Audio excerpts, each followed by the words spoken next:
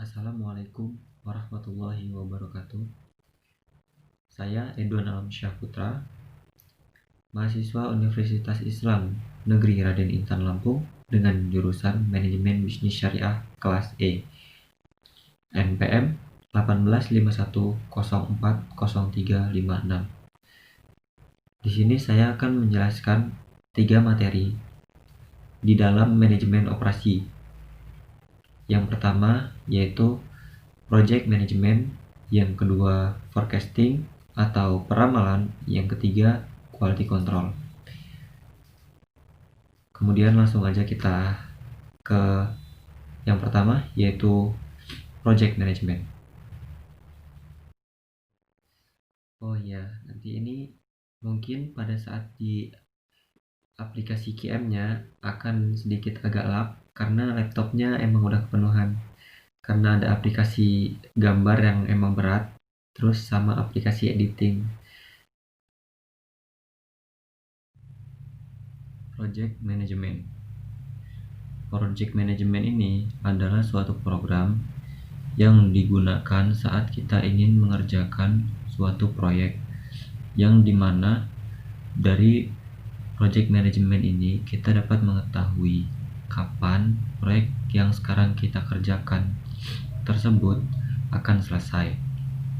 Di Project Management ini juga kita dapat melihat jalur kritis, di mana jalur kritis ini adalah garis yang pengerjaannya tidak boleh diganggu dan harus selesai tepat pada waktunya.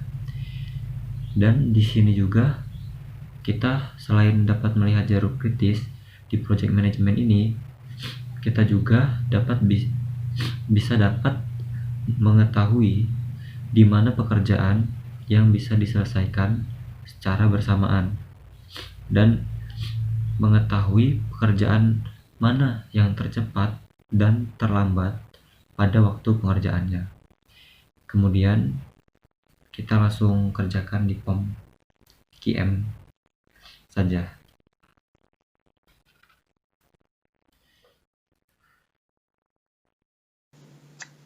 Oke, kita langsung buka saja QM for Windows-nya atau POM.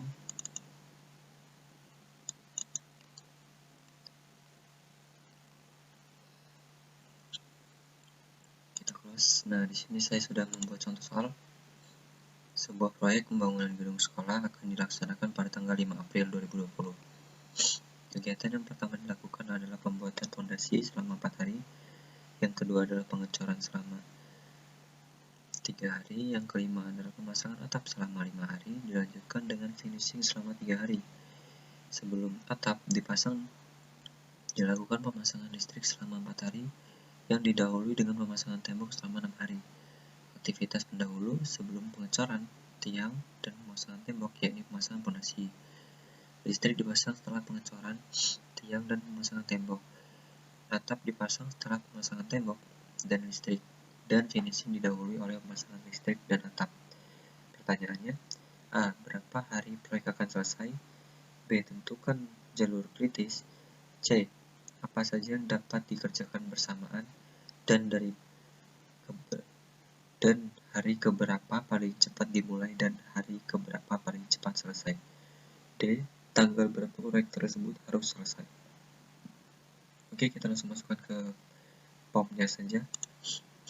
Pertama kita klik modul, kemudian project management, new single time estimate.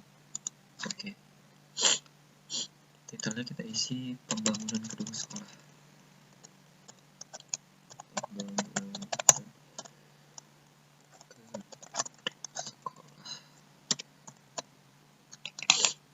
Beraktivitasnya kita isi 6, terus ini ke atas, kemudian kita pakai abjad kapital. Oke, kita langsung isi saja di sini tadi. Yang pertama itu adalah fondasi, terus pengecoran tiang. Oke.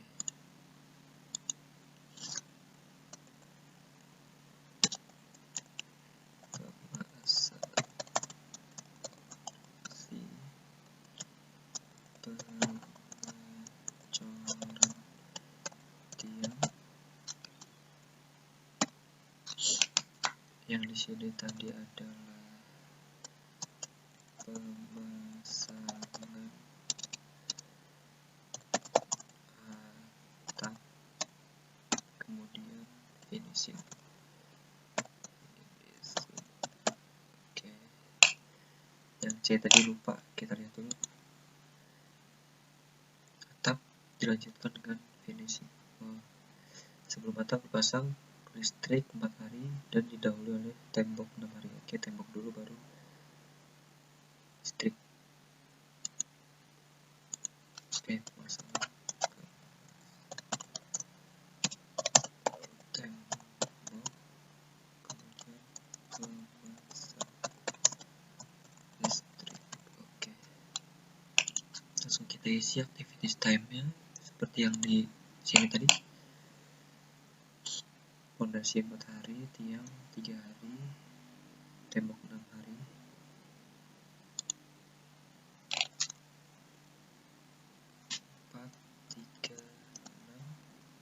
Tadi atapnya lupa. Terus kita lihat dulu. Atap 5 hari, listrik 4 hari, finishing 3 hari. Oke. Atap 5 hari, listrik 4 hari, kemudian finishing 3 hari. Oke.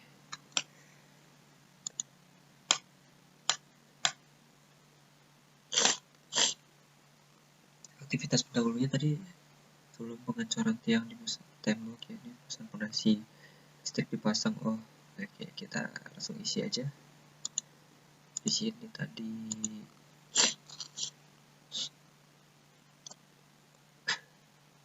pengecoran tiang,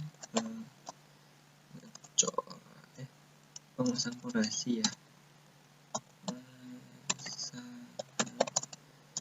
Fondasi ini juga masih pemasangan fondasi, kemudian di sini sudah diisi dengan tiang, pengecoran tiang,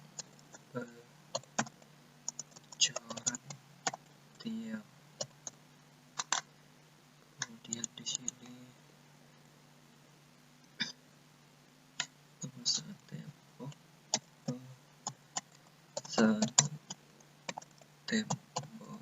kemudian di sini pemasangan temboknya,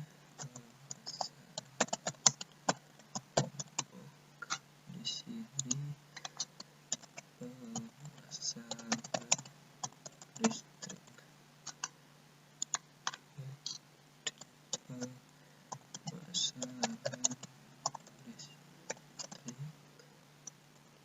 di sini pemasangan atap. Oke.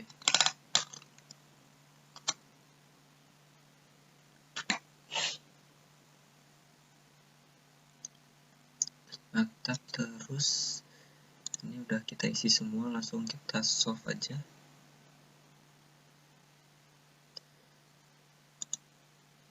Nah, di sini proyeknya itu adalah 22 hari ya.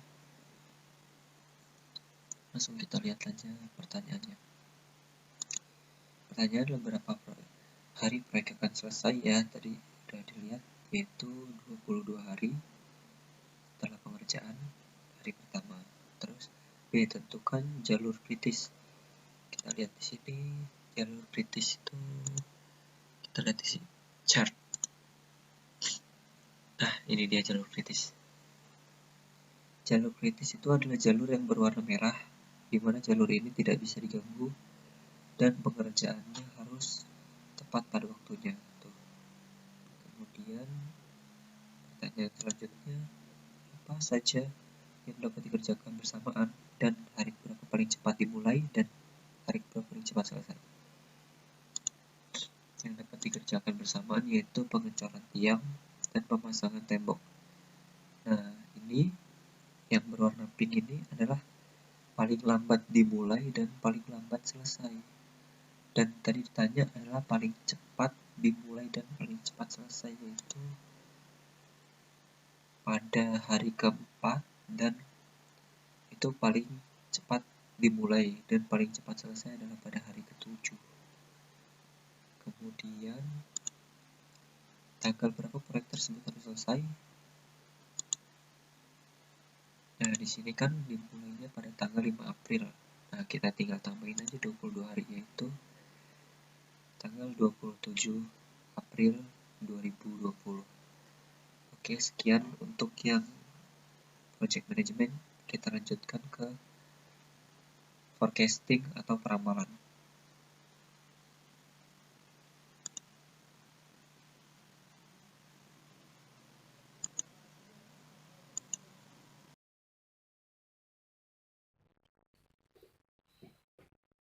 Oke, kemudian saya di sini akan menjelaskan yang kedua tentang forecasting atau peramalan.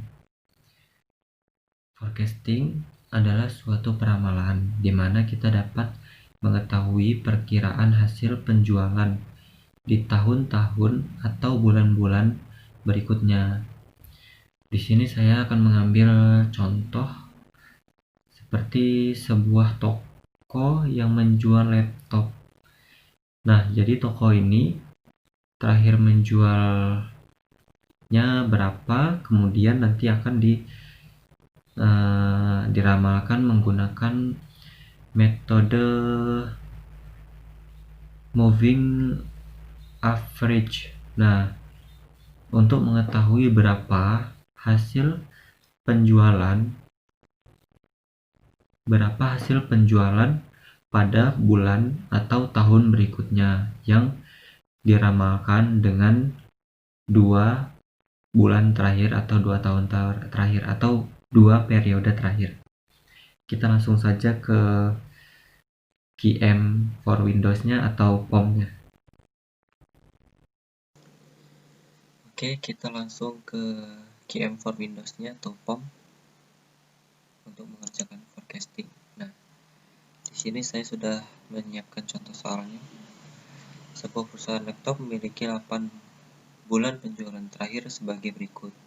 Januari 250 unit, Februari 180 unit, Maret 225 unit, April 200 unit, Mei 275 unit, Juni 200 unit, Juli 175 unit, Agustus 190 unit.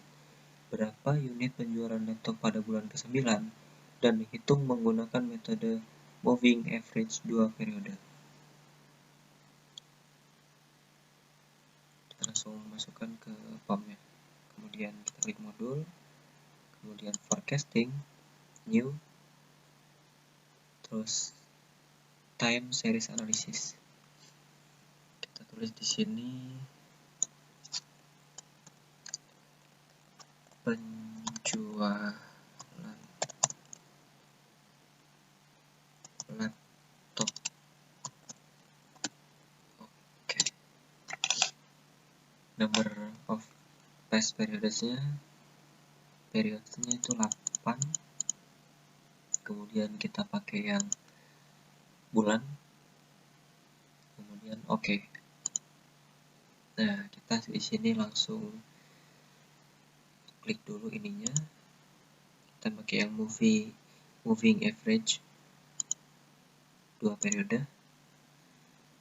Nah, di sini udah. Terus kita langsung isi aja. 250, 180,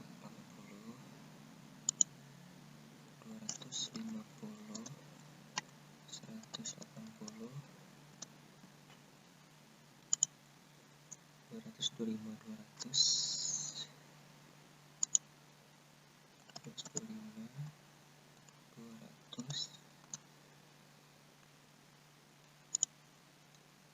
275, 200, 125, 190, 275,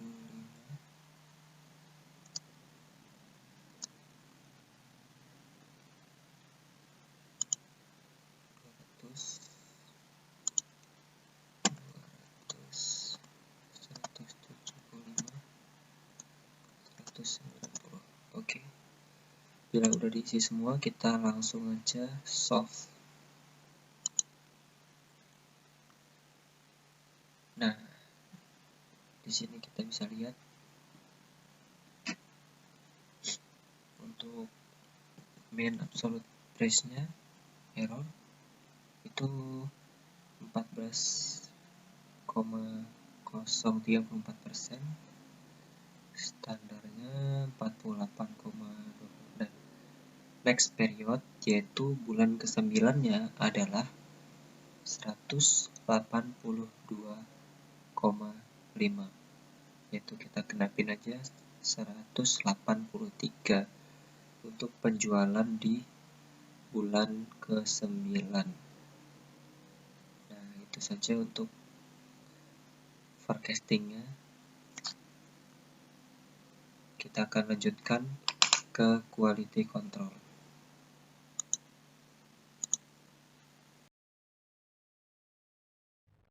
Oke, sekarang kita akan lanjut ke materi yang ketiga, yaitu quality control.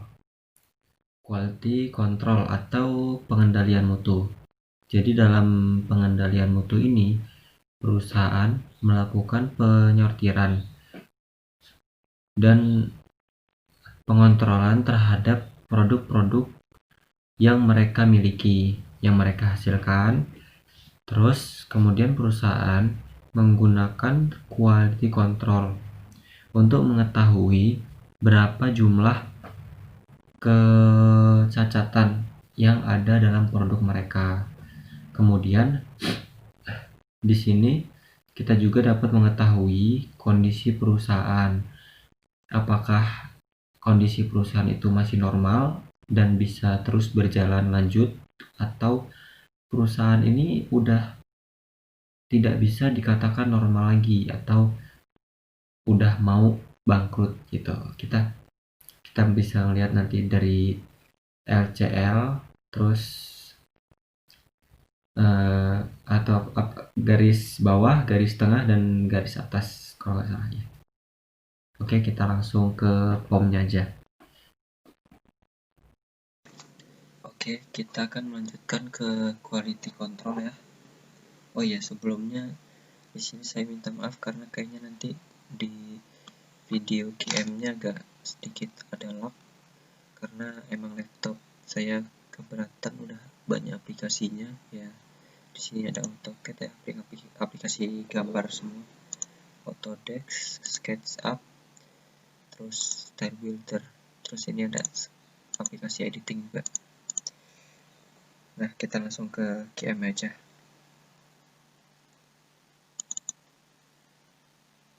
Kita buka dulu QM-nya, terus di sini saya sudah buat contoh soalnya, yaitu sebuah perusahaan kemplang memiliki 10 data produk cacat yang terdiri dari 100 pengambilan.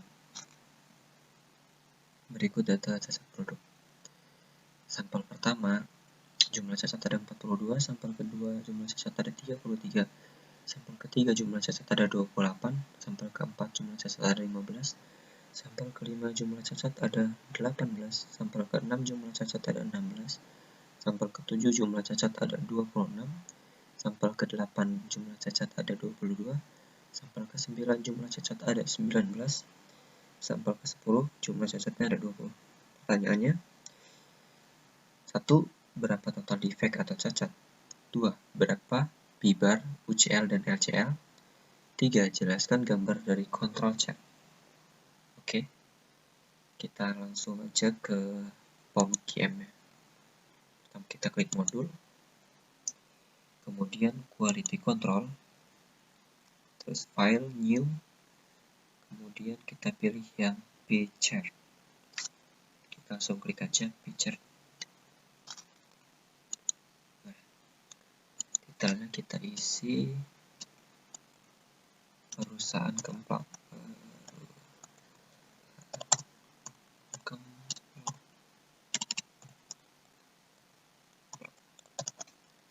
Kemudian number of sampel tadi ada 10. Terus kita isi ini sampel ya, pakai sampel, terus kita klik OK. Nah, kita sampel size-nya ini kita ubah dulu menjadi 100 karena tadi kita ngambil sampelnya kan 100. Nah, kemudian kemudian kita ubah sampel ini yang di sini. Total defect-nya tadi kita lihat dulu, 423328,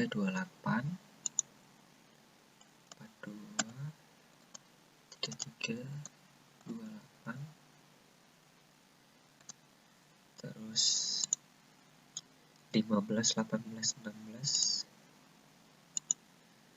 15 18 16,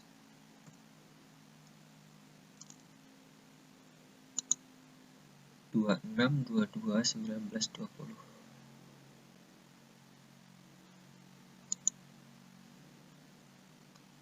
26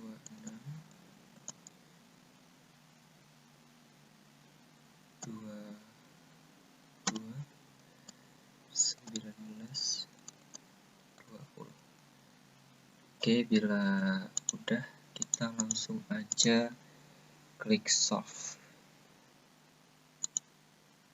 Nah, di sini kelihatan ya, total defect-nya ada 239 total cacat. Kemudian total sampelnya, total unit sampel ada 1000. Kemudian p-bar-nya ada ini 0,239 ya. Terus ini bukan 0 ya, ini langsung 239. Terus standar ini UCL-nya, upper control limit atau garis atasnya ini 3669, 0,3669. Kemudian center line-nya ada 0,239. Terus LCL-nya ada 111 ya, 0,111. Kita langsung ke control chart-nya, control chart, kita solution control chart-nya langsung ke, nah di sini kita lihat ada garis UCL mean dan garis LCL.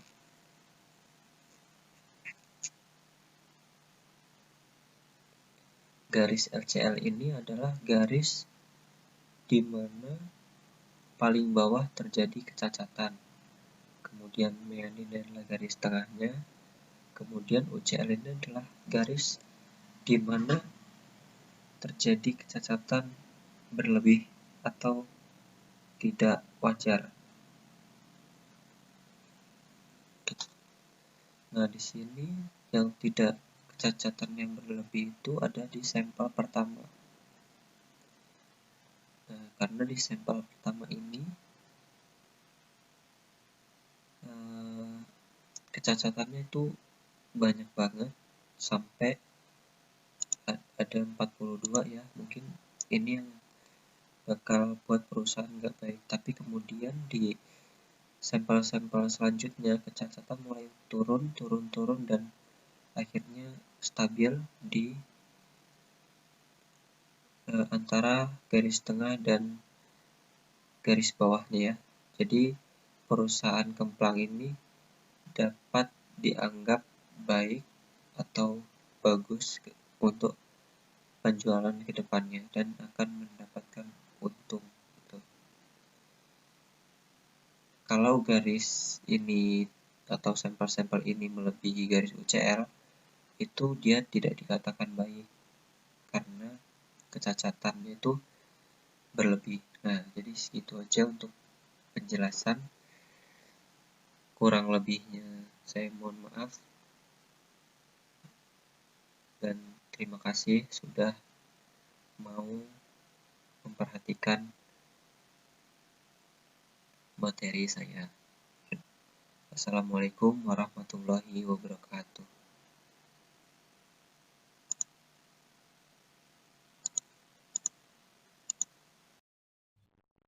Oke, terima kasih sudah memperhatikan dan terima kasih sudah menonton. Untuk kurang lebihnya saya mohon maaf, kepada Allah saya mohon ampun. Saya akhiri. Wabillahi taufiq wal hidayah. Wassalamualaikum warahmatullahi wabarakatuh.